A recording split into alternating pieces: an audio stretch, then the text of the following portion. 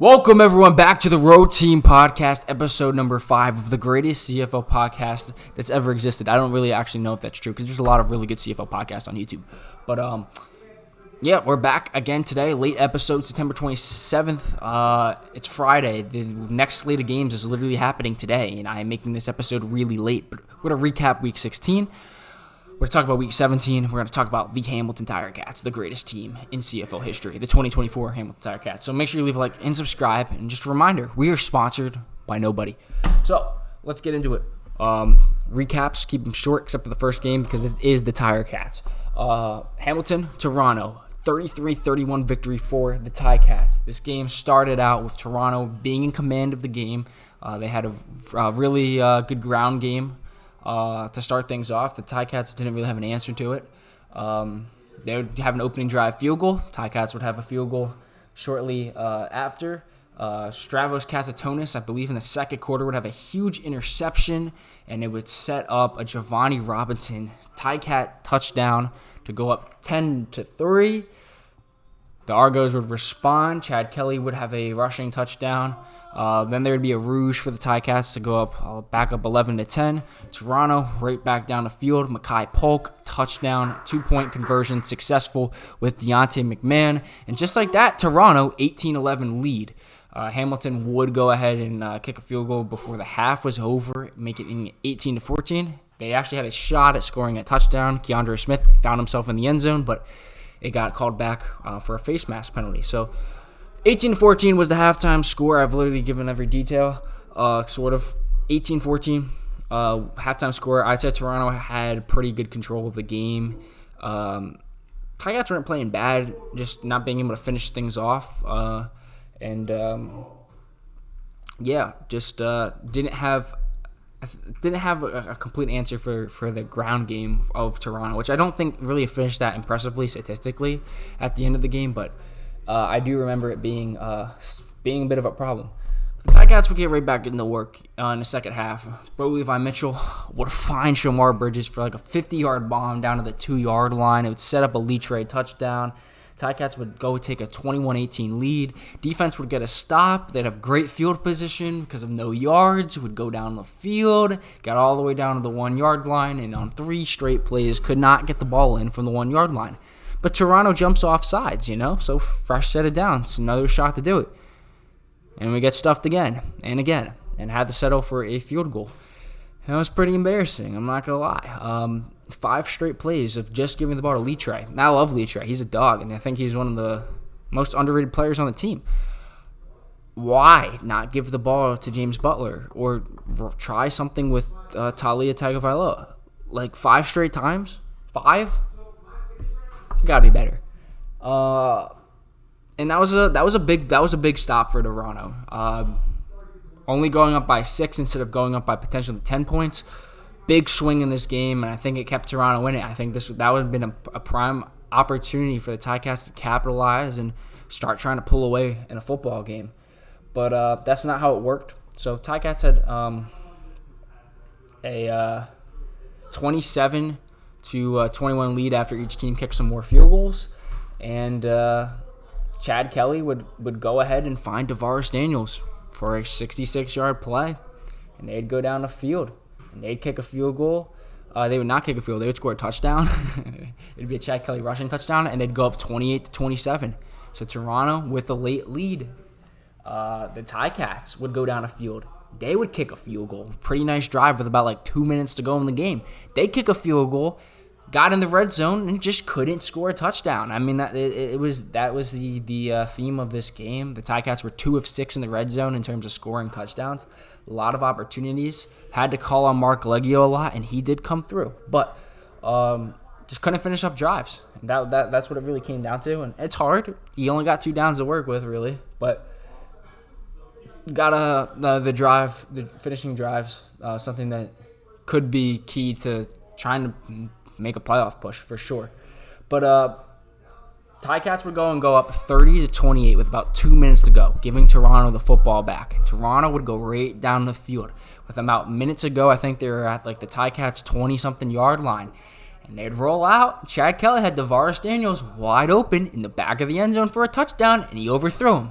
And by wide open, I mean he was 15 yards away from the nearest defender. I think the Hamilton completely sold out trying to stop the run, and DeVaris Daniels kind of just slipped right on by and got overthrown. Then on 2nd and 10 with like 20 seconds to go, they tried to throw the ball again, put the ball in the end zone to Mekhi Polk, and he tripped over himself, and they called pass interference. And the Ticats had to challenge it, and thankfully they won the challenge. But CFL was so embarrassed of it, they didn't even put it in the highlights video. But that could have easily been the game right there, but instead Toronto has a field goal, and they give the ball back to the Ticats up 31-30 with a minute to go. And Bo Levi Mitchell, legacy drive, would lead his team down the field with 5 and 6 and 7 yard chunk plays. They would get into field goal range. James Butler played a big role in that drive. Get into field goal range, and Mark Legacy Leggio making his 6th kick of the ball game, 47-yard field goal with no time left on the clock. Ticats win it 33-31. Now, that recap was kind of long, but I had to make it long because it's the Hamilton Ticats. That's like the game. That was the game of the week. That was a classic. That was such a classic. Ticats beat the Argonauts and win the season series, sweeping them 3-0. Massive win. 5 wins for the Ticats, improving the 5-9. And 3 out of those 5 wins have been against the Toronto Argonauts. I could not have asked to beat another team more because that's fun beating Toronto. But that is that game. Now for the less biases going forth, we're going to quickly recap the other 3 games. Saskatchewan-Calgary. Saskatchewan wins this one 37-29. Big story of this game. I almost just said Jamal Moreau. It is not him, and he's not even on the Riders. He's on the Red Blacks hurt. Raquel Armstead, former Red Black.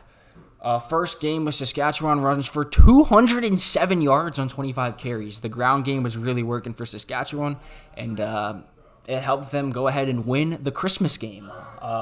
It's always a fun game, but this one, some big plays, some key things that happened. Tommy Stevens, 69-yard rushing touchdown early in the game. Tommy Stevens is an absolute dog, and you love to see him find the end zone from that far away. Gave Calgary a little bit of an early lead. Later in the game, Keyshawn Johnson was getting involved a lot in this one. He had a pretty big drive, and it would lead to a Shea Patterson rushing touchdown.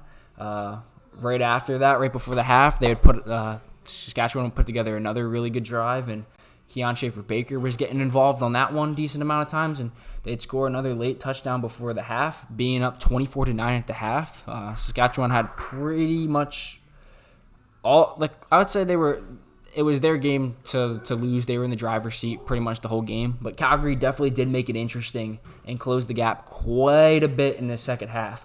Dedrick Mills was running all over the place. He didn't get the ball like that many times, but he did have a couple big gashers in there. Jalen Philpott was getting involved in the offense, and all of that led to a 34-29 game late in the fourth quarter, under 5 to play, and Saskatchewan was able to keep it at 5 points. I think Calgary scored a touchdown and could have made it a 3-point game. They prevented the 2-point conversion. Then there was a really key running into the kicker call with like 3 minutes to go that allowed Saskatchewan to keep on holding the ball and go down the field and kick a field goal to go up by 8. And then Jameer Thurman, former Ticat, Jameer Thurman would have a icing pick with like a minute something to go, and Saskatchewan would win this one, as I said before, 37-29. So there's that game. Montreal and Ottawa, 24-12. Montreal keeps Ottawa out of clinching a playoff spot for the second week in a row. Ottawa just needs to win a singular game to clinch. I'd appreciate it if they lose out. That'd be really funny if they do. So this one, Montreal had pretty much had control of this game. It was a little bit of a slow game, in my opinion. Drew Brown threw 2 early picks. One of them was a pick 6 to Deontay Ruffin, who took the ball full length of the field. Threw another pick, and Drew Brown would be taken out somewhat early in this game in favor of Jeremiah Mazzoli. I don't think he got benched. I think he was hurt. Either way, his performance wasn't the best, and Drew Brown is out for this upcoming week with a high ankle injury. Well, he's not. He's technically on the depth chart. He's like the emergency quarterback, but Dustin Crum is listed as the backup, and Jeremiah Mazzoli is listed as the starter. So, yeah. But anyway, back to the game recap. Jeremiah Mazzoli is resumed playing, and he was back in the game as the main quarterback. Not back in the game in terms of sometimes I'm just confusing myself with my words. Jeremiah Mazzoli would take over for Drew Brown. There we go. Make it clear. Sorry for the 3 people that listen to this. I apologize for me fumbling over the words. But Drew Brown would be taken out with an injury. Jeremiah Mazzoli would come back, and he would play, and didn't really do anything for Ottawa at the end of the day. Montreal would have a 20-6 halftime lead. A couple plays that set up that 20-6 lead. We had our weekly Charleston Rambo bomb. There was a big pass interference call that led to a Cody Fajardo touchdown, a couple field goals before the half, and just like that, Montreal 20-6 game, and they kind of just hold their lead. Ottawa just had 2 field goals. Justin Hardy would have a touchdown in the second half, but convert try was not good, and Montreal would win this one 24-12, and that'd be pretty much it. If I'm being so honest with this game, a little bit of more of a boring game, but Justin Hardy, 9 catches, 117 yards. Montreal defense did their thing, and that was the game. So last game of the week, Winnipeg and Edmonton. This one was a pretty interesting game, a very interesting game. It was 27-14. Pretty interesting how we got to that score, and pretty interesting that I just keep saying interesting. But story of this game, Brady Oliveira, dog, got to over 1,000 yards on the season. Finally found the end zone for the first time all year, and it twice. And the Bombers' defense just playing like best defense in the league. I predicted Edmonton to win this game just because I thought there's no shot that Winnipeg, the way that they're playing, the style of play that they have is sustainable to just keep winning. And they did the 2 things that they do the best, running the rock and playing good defense. And it was plenty enough because of all of Edmonton shot themselves in the foot a lot, I would say. But just because of the turnovers and the way the defense played, and it was sufficient. It was sufficient to get a convincing win. This game was 3-0 at the half. That was my notes. There was really nothing that happened in the first half, just other than Edmonton turning the ball over. Collaros threw a pick as well. But it was just some turnovers in the first half. In the second half, Zach Collaros would find Ontario Wilson for the first major of the day early in the third quarter. Edmonton would respond back, though. And Trey Ford would find Eugene Lewis on an interesting flea flicker play that was probably underthrown by 5 or so yards, but it worked out. Geno Lewis found the end zone, 10-7. Edmonton would tie the game after a big 53-yard Justin Rankin run. He had a really nice game, 14 carries, 157 yards. And he is listed as the starter for the rematch game coming up this week. But Rankin would his run would set up a Boris Beatty field goal, and it'd be 10-10 going into the fourth quarter, with Edmonton having the momentum at home, and everything just fell apart. And it kind of started with Trey Ford throwing a pretty bad interception on a screen pass intended for Justin Rankin by Michael Ayers, and it would lead to Brady Oliveira scoring his first rushing touchdown of the year. Obviously, he hasn't scored because Chris Streveler would always take the ball inside of, not just at the 1 yard line, but anything inside like the 3.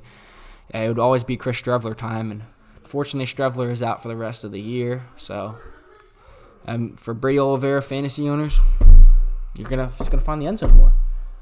So Oliveira would find the end zone, make it 17-10, and they would. Winnipeg would add another field goal, and Brady Oliveira would get back in the end zone after pass interference, setting up a ball at the 1.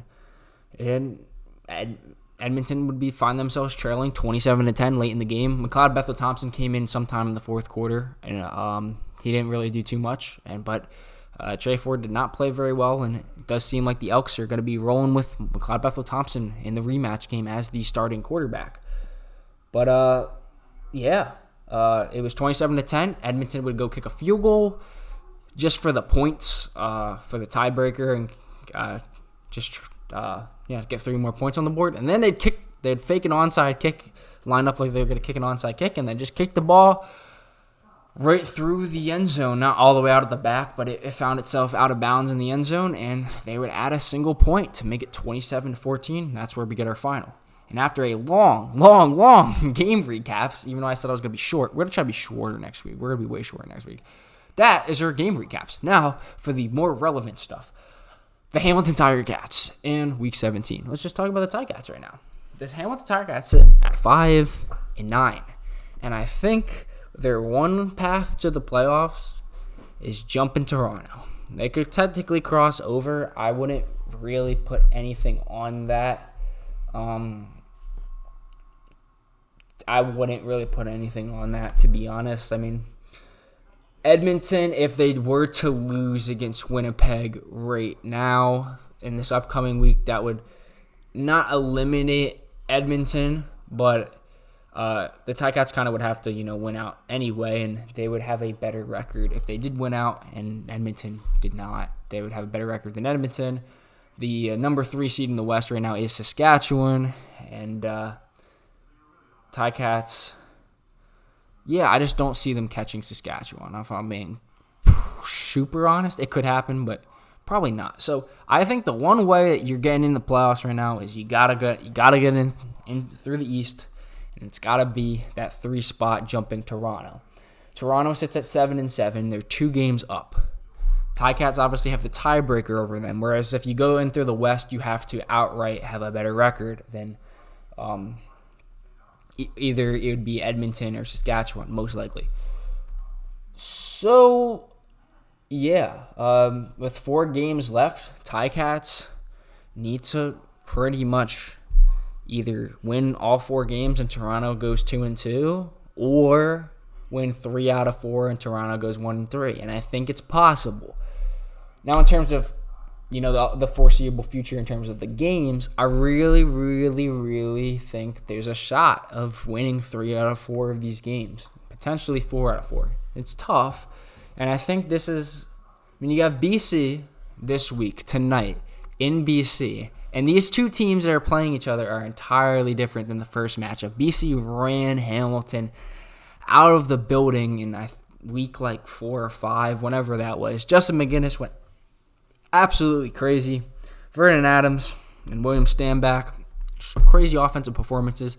Ticats' defense was the worst thing that I've ever seen in my entire life. And now these teams are kind of going in 2 different directions. Hamilton's on fire. BC is still trying to figure themselves out. Nathan Rourke's starting for them, but neither one of their quarterbacks is really playing insane right now.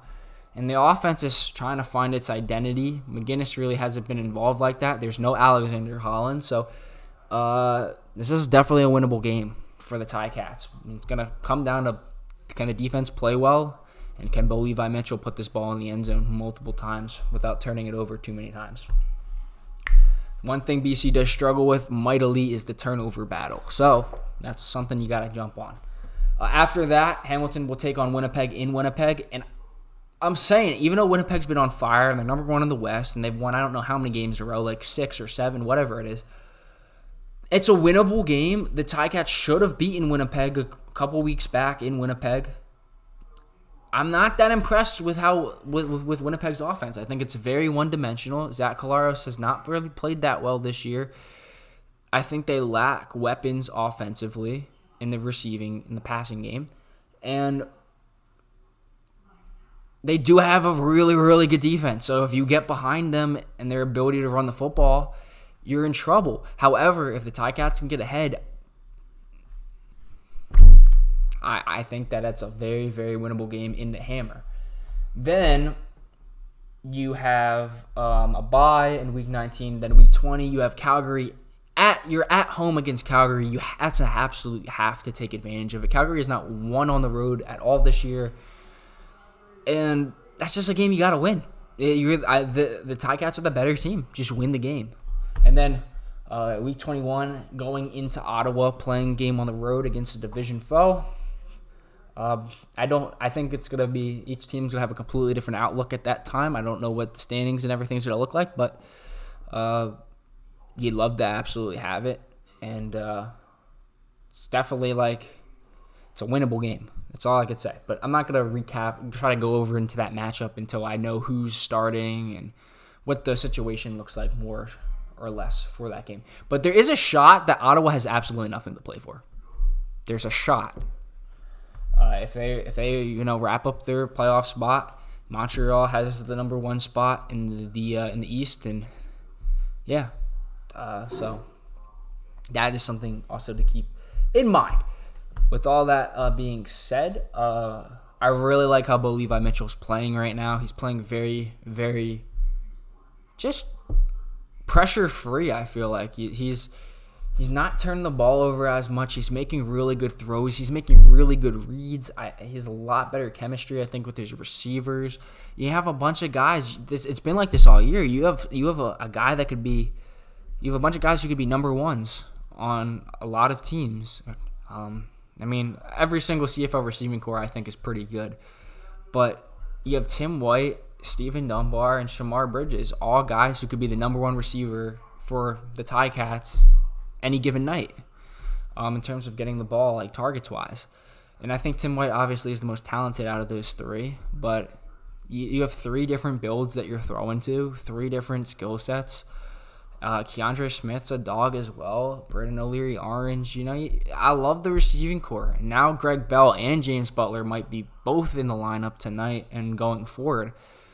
Leatre is a dog as well. I really like what the Ticats have with the ground game, and I like how Greg Bell and James Butler are 2 different types of backs, and both of them can get involved in the receiving game.